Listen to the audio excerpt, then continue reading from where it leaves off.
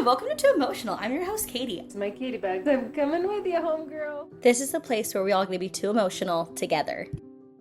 Hi, welcome back to Too Emotional. I'm your host, Katie. Today we are filming in my kids' room because it is the only room in my house that is not completely taken over by Christmas clutter. And that is my goal tomorrow and the next day is to clean that all out. But this is the only room we could be in today. So you're gonna see my kids' stuffed animals. And there's some cute ones. Like you guys, if you're watching, you're gonna see some really cute stuffed animals in the background. And also some drawings on the door. So that is, it is what it is. So, hi, I did a podcast with my dad and stepmom last week, and it brought me a lot of new friends. And so, hi, I am so excited you guys are here. I love to talk, and I don't like to really talk about myself. I just like to talk. And I really like doing podcasts because I don't have to like edit things or shorten things or like make it like when I tell stories on TikTok, like I feel like really shorten it and figure out exactly the points of it. I love doing podcasts. This is like my favorite thing in the whole wide world. Like I love doing this. And I don't know, I just love to talk. And I also really love to talk about the things that like people feel awkward about. Like you want to tell me the most awkward story of your life, I want to hear it. You want to tell me about your bowel movements that day or like your periods, I want to hear it. Like I want to hear the most awkward things that people just like to talk about. So hi, welcome.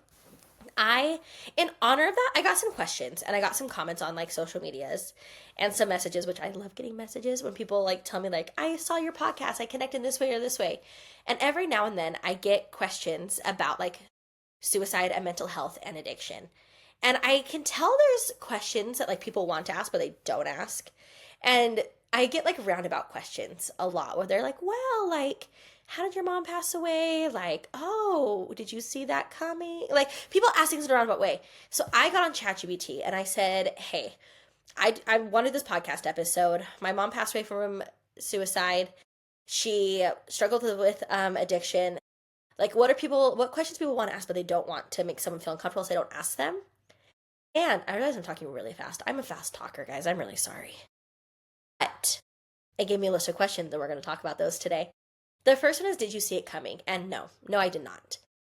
And looking back, I did. Like, looking back, there were signs, like my mom would go to bed at 5 o'clock, or she'd be awake all night.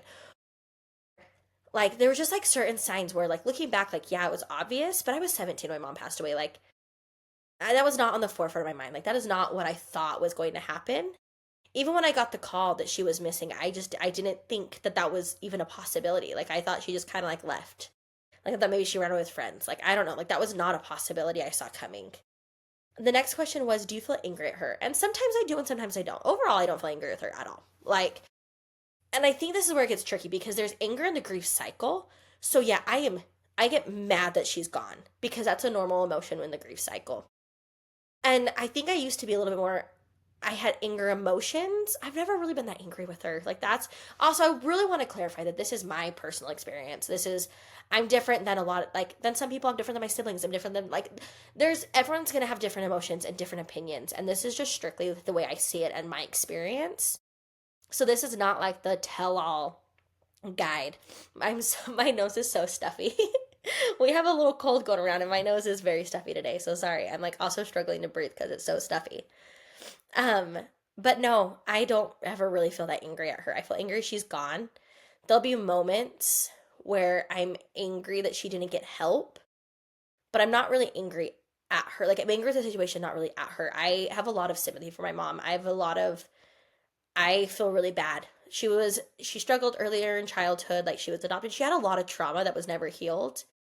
And she had kids really young. She had a lot of kids. Like she was a stay-at-home mom. Like I feel for her struggles and her trauma. Like I really do. So I've never been that angry at her. Like with her or what she did. I'm angry with the situation sometimes. Um, do you ever feel guilty even if you logically know it's your fault? I feel guilty every day of my life. And I think people are lying if they say they don't feel guilty because I logically know it's not my fault. I logically know there's nothing I could do. But I think, or at least in my experience or anyone I've talked to, if someone you love dies by suicide, you feel guilty because what if I would have said this or what I would have done this or what if did I tell her how I loved her enough? Did she know I loved her? Did she know that I would have wanted her to come home? Did she know I would have forgiven her? Like there's a lot of guilt that comes attached to it, even if you logically know. And when I think about like even my like younger siblings or my own children, like if they were in my same shoes, I wouldn't want them to feel guilty, but you just do. Like, and everyone's going to tell you not to feel guilty. And that's hard to say because like I've always I feel guilty. I like when I say I feel guilty because I know it makes people feel bad. Like I know they feel bad that I feel guilty, but that's just an emotion that just comes along with it. Like I really think most people just feel guilty about it. Even though like I was 17, like I could not have saved my mom's life. There's nothing I could have done. But what if I could? Like what if I did it? Like I don't know. Like there's guilt that always just comes attached to it, even if you like logically know. I think it just is natural. Do people say things that hurt even when they mean well? Something I got told a couple times right after my mom passed away. And I struggle with this one because I don't know if they meant it well. Like, I don't know if they meant it well, but they would say, I'm so mad at you. I'm so mad at your mom for choosing to leave you. And I think they meant it well. I hope they meant it well. These scenarios, it's kind of hard, but like, it hurt real bad. Like, I don't want anyone to be mad at my mom. Like, I don't want anyone to be mad at her. Like, I have so much sympathy and empathy for her. I don't want anyone to be mad at her. That was honestly one of the hardest things about my mom's suicide letters coming to like the news and people learning things. It sucked because it was either like let the narrative play out that my dad caused my mom to commit suicide or talk bad about my mom. And I don't want to talk bad about her. Like, and I struggled really hard with that at first. And now I feel like I'm finding the fine line of like talking about it and bringing awareness to it and trying to bring awareness that my mom was struggling. Like, she had a lot going on. Like, that woman was struggling, and rightfully so, she had a lot going on. Like, I don't ever want anyone to be angry with her. And so it hurt really bad at first because I wasn't angry with her. I didn't want anyone else to be angry with her. And I also have never seen it as a choice. Like, I never saw it as a choice. I saw it, I think my mom saw it as the only option. I also don't, like, I don't think she thought of it as a choice. Like, and since then I've talked to other people who have attempted suicide, and it's not that simple. Like, it's not just simple as like simply like choosing to leave or choosing this. Like, it's not that simple. It's really complicated, and until you hear someone talk about it, like, you really don't understand it. And even from this, like, I've never attempted. That's never been an idea in my head. And so I don't even want to speak for them because it's so complicated. Like, it really is so much complicated than someone just choosing to leave you. Like, I've never seen it as a choice. The next question is, what's the hardest part people don't? I'm also have not read these questions. This is the first time I'm reading them as we go, so you're getting a raw reaction. Um, what's the hardest part people don't talk about after a suicide? I think maybe feeling the guilty part because people don't want you to feel guilty, so they're always like, don't feel guilty, don't feel guilty. The hardest part for me after is I didn't want anyone to know because I knew people would like think differently of her, and no one really knew about her addiction. It was complicated. I think a lot of people knew but didn't know, or maybe they knew and they just didn't tell me, because I was a child. But I had a hard time of people knowing it because I knew people would think differently about her, and I didn't want them to think differently. Maybe that's actually that's my answer. Is the hardest part that people don't talk about is people are going to think differently about them, whether they like it or not. Like, they just do. It's just like the stigmas are surrounded to it, especially because there was the addiction involved. And people, I just didn't want anyone to think differently about her. I wanted people to love and celebrate her the same way they would have if she died by cancer. Like, I wanted people just love her, and I didn't want them to think bad or guilty about, like, differently about her. I got really protective of her about with that. Is it triggering when people casually joke about suicide or say I'd rather die than? So this is where I'm strictly, this is me. This is not everybody. I'm telling you right now that most people do not feel this way. I love to make a joke about it. I love dark humor. I love it. I'm constantly, one of my favorite parts, the only good part about having a dead mom is making dead mom jokes. I love them. I will make them. I'm so different than even like most of my siblings. Like, I love a dead mom joke. Me and my husband are constantly making them. My favorite thing to do is when I want something and I know my husband's going to say no, is I'll come in and say, my mom would have loved this. My mom loved this. Like, my mom loved McDonald's. I just really think we should get McDonald's today. Or like, whenever I'm sad about something, like if I'm like, oh, it's just a rough day, my husband will come in and be like, yeah. My husband's birthday is the same day my mom passed away. And we did not know each other when my mom passed away. And he'll come in if I'm like sad about something. I'm like, oh, I'm just having a rough day. He's like, yeah, but like my mother-in-law died on my birthday, so I think I have it harder than you. Like we make jokes about it all the time. So I love a good dead mom joke. I also do love. I don't take it personal when people say that because I know they're not meaning it personal. Like, it's never been triggering to me, but I'm very different than a lot of people with that one. So take that with a grain of salt. Like, I love a dark humor joke. I love them. Most people don't. A lot of people do not love when you joke about suicide. I think it's funny. Dark humor, that's how I get through my life. What do you wish people understood about suicide that movies get wrong? I think the movies I've seen about suicide that really get under my skin is they make it seem like it's one thing gone wrong. A kid's getting bullied, so that's the only option. This like it's so complicated. There's so many things. I could go on this rant and tangent for days. So when you talk about suicide, it can be really harmful. There's a lot of research, a lot of studies that have shown that right after a suicide happens and it's reported on, there is an increase in attempts. And that is not because it is being reported on, it's the way it's being talked about. Because if you think about young struggling teenagers and they read an article about someone who died by suicide and they see the article and they're like, "Oh, they died because they were getting bullied. I'm getting bullied. This is really hard. This is my only way out." That's an option. It's also an option that they are being celebrated and they want to be celebrated and they want to be loved. And so if I die by suicide, people are going to celebrate me and they're going to love me and they're going to talk about me. And there's no like resources given. So I feel like suicide in movies and a lot of news articles, it gets really simplified, and it's not simplified. There's a lot of complex things that go into it. There's a lot of mental health. Not everyone who gets bullied dies by suicide. Like that's not it. Like there's a lot of mental health things that go into play. And I really wish they would give more resources with that and they would really talk more about the complexity of it. That's the last of my rant for that one because I can go on for that one for days. The next one's about addiction. So these are questions about addiction. Can you love someone deeply and still feel exhausted by them? I get asked this one quite a bit actually, where they're like, my kids, would you rather have fought by your mom's side with her addiction and mental health every day, or would you rather her be gone? And my answer is I would rather be with her every day. And I think the still feel exhausted by them is a little bit tricky because I get exhausted by my OCD. I get exhausted by my kids not sleeping through the night. I get exhausted by a lot of things that are not their fault. So when I say like it's exhausting, like, or I'm just tired because we've been doing that, like, I just feel like it sounds too mean and I just don't like the way that's worded. I just don't like it. Feels like they should feel guilty that people are exhausted by them or that it's their fault because it's not their fault. And I would rather be with my mom every single day. And it can be tiring sometimes, and sometimes you can be tired and those are human emotions. I don't know what I'm saying with this one. I just don't really like the way the question's worded because I feel like if I say yes, then someone's going to feel really guilty by that. But exhaustion's a human emotion, being tired's a human emotion. It's like, yeah, those things are there, but there's nothing that doesn't mean that the person struggling should feel guilty about that or like it's their fault because it's not. Where's the line between supporting and enabling? I think this is a really good question, actually. I think you support somebody. If I came to you and I said, yeah, man, I cut my foot open and it hurts really bad, it's bleeding, you're not going to say, oh, that's really hard. That sucks.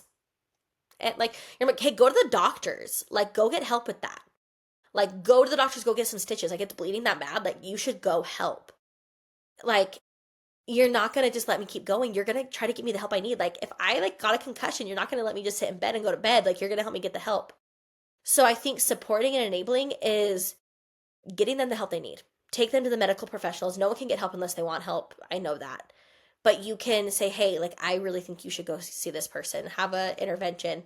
I think the line between supporting and enabling is if you're just giving them money, if you're just letting them go on too long, like, they need the help, encourage the help. And I'm trying to think of how to word this, like, so nicely. People need help, and you can love and support them and kindly suggest they need help a lot. And you don't have to give them money. I don't think it's a good idea to give someone struggling with addiction money. I really don't. I think that money there, you can buy them food. I've heard from some people that the way they word it to their kids is, I will never let you be hungry. I will always DoorDash you a meal. I will always send you something to eat. I'm not going to give you money. And that's supporting. Is they need to eat. They need to be loved. They need to know that you're there, but you don't need to give them money. You don't need to tell them that it's okay. You can keep going with this. Like, sometimes hard conversations are really hard, but they're worth it. Do you ever feel relief mixed with grief and then shame for feeling that relief? I actually don't. I don't feel relief that she's gone. I've never felt that.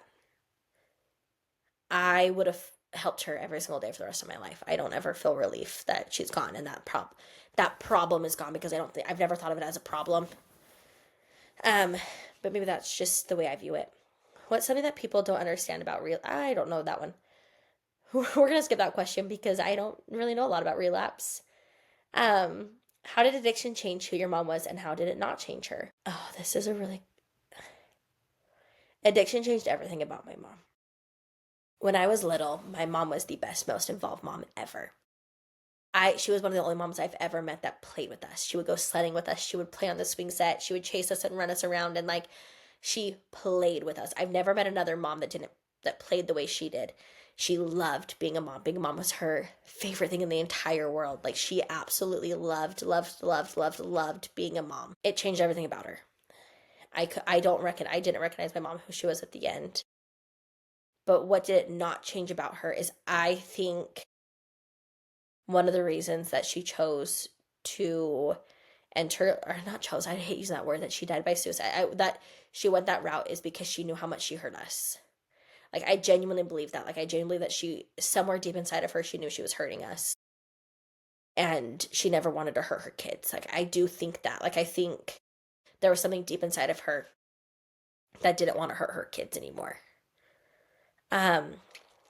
Do you feel judged when people find out the addiction was involved? Yeah, I do feel like people think differently. I don't know if they judge me. I think they judge her. I've never felt judged by it. I think they definitely judge her. And there is a huge judgment with addiction. And we can talk a lot about how addiction's like a disease and all that stuff, but there is a lot of judgment with addiction, and there's a lot of things that, like, addiction's so hard, and people hurt people when they become addicts. And then when that addiction takes over, they do things they would normally never would have done. And that's what gets so hard. Is, I know my mom wouldn't have done the things she did if she wasn't an addict, but she did. And it's hard because those things are hard and they hurt. I don't know. There's a lot of judgment. There's a lot. It's complicated. And I also don't feel like it's really hard to explain to someone who hasn't gone through it. And it's really hard to, like, I don't know. I don't really know where I was going with that one. Okay, we're going to move on. We're going to go into about grief. Does grief ever actually get better, or does it just change shape? I think it just changes shape, because it's not like it gets easier, because some days it's hard. It feels harder than the very first day. Like, I'll walk into a store and I'll see peanut butter and I'll just start sobbing, like, over peanut butter, because my mom loved peanut butter. And I think you learn to live with it in a different way.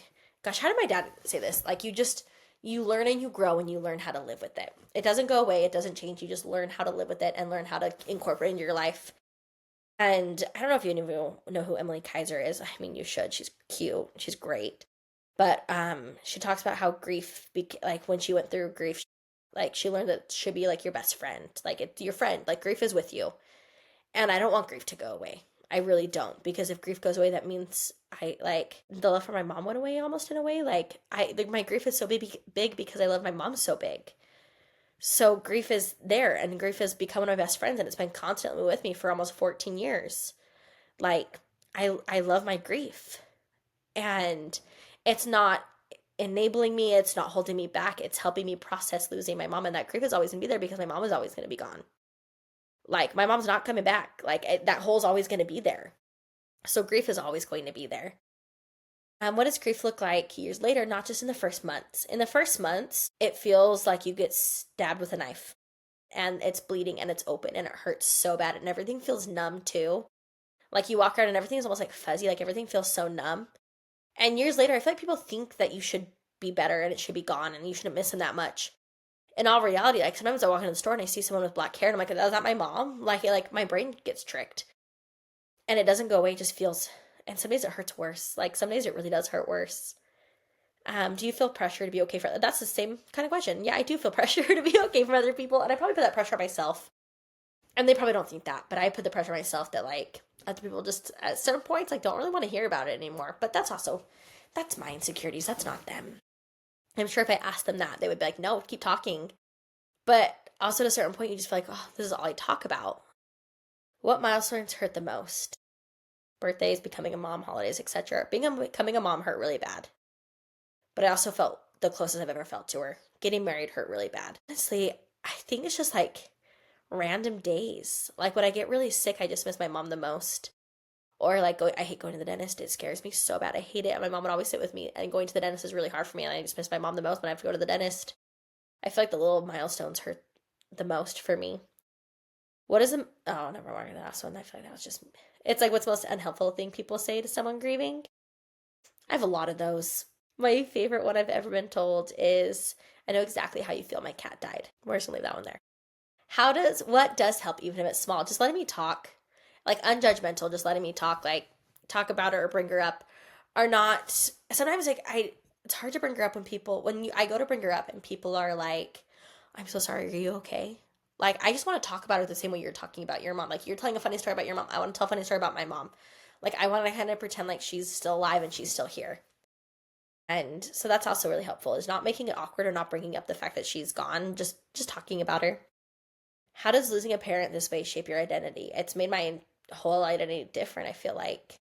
First of all, I talk about her a lot online, so this is kind of my whole identity online. But then also, it's the way I parent. Like, the way I'm a mom is different. I think about a lot of things differently than a lot of people do. Like, I will constantly thinking about, like, when I'm gone, how do I want my kids to remember me by? And something that was hard that I didn't know was going to be hard is when my kids realize that my mom died when I was young and I can die when they're young. Like they have that moment where it's like, oh, this happened to you, this could happen to me. And we've had a lot of big emotions, kind of like a lot of panic attacks without. And my kids are still little, but like there's been a moment where they're like, wait a minute. And so something that this might be like morbid to talk about, but my kids were like, well, you always say that you know your mom is with you. How do you know that? Like, how do you know? How am I going to know that you're with me?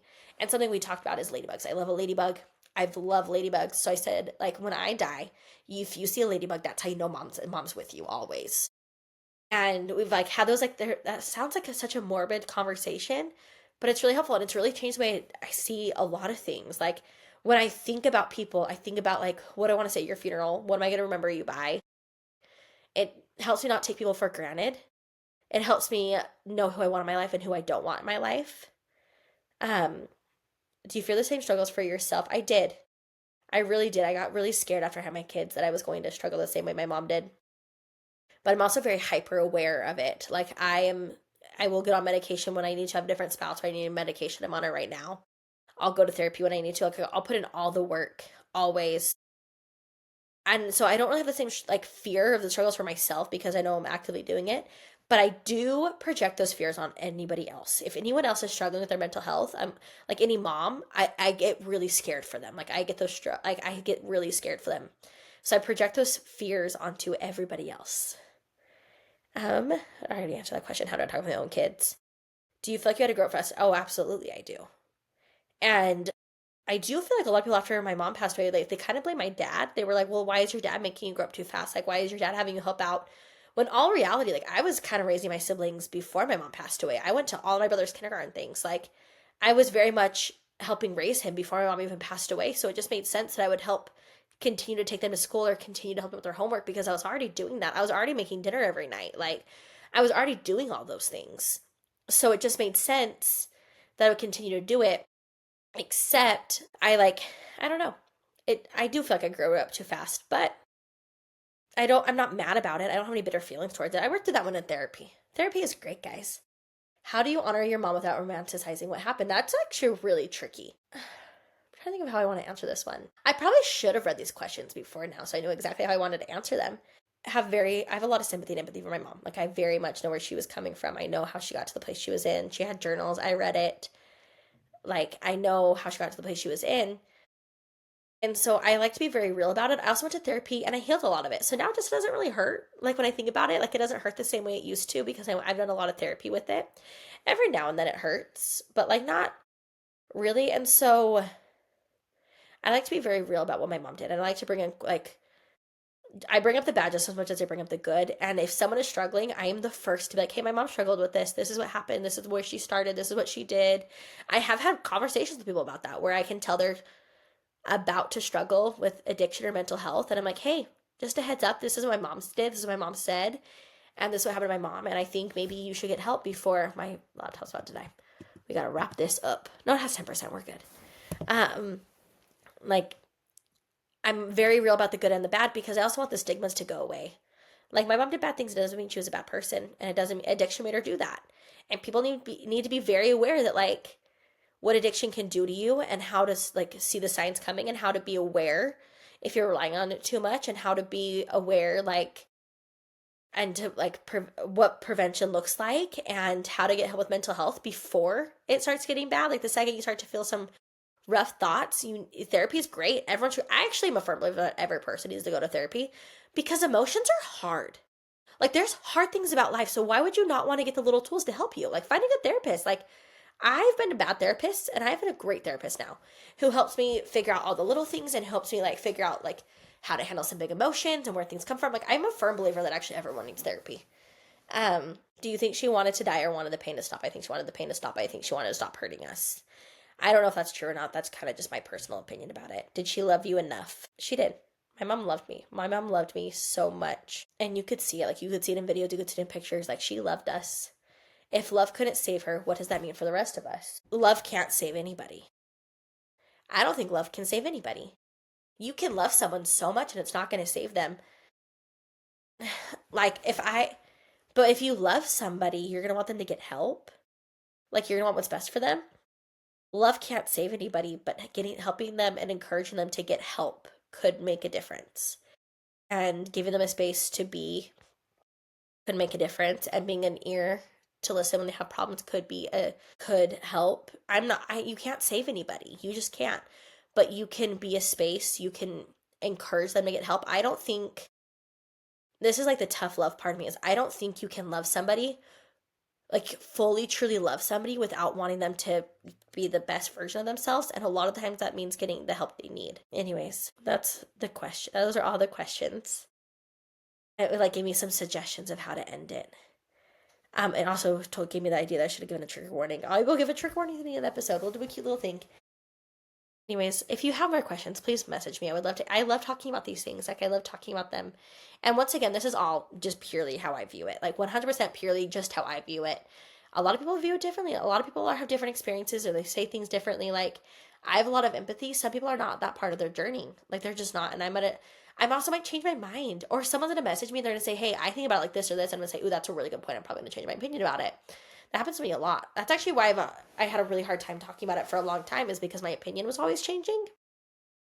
But also, that's okay. Like, you're allowed to be wrong about things. Like, you're allowed to say an opinion, and then someone else is going back, and you're like, ooh, that's a good point. I'm going to change my opinion. I didn't think about it like that. Like, I didn't think there was anything wrong with saying committed suicide for a long time, and then someone very kindly was like, hey, it could mean this or this, or it could hurt someone, and it kind of sounds like they're saying they committed a crime, and there's nothing, and I was like, oh, that's a really good point. I didn't think about it like that. Like, I'm going to change my answer. And so now I try to say die by suicide. So if you have different opinions, if you have a different question, if you have a different insight, please message me. Like, I'd love to hear them. And I am so glad you're here. I'm so very grateful for all these new friends that are here. And I hope you come back next week. And just thank you for being here. I hope you have a wonderful week, and I will see you next week.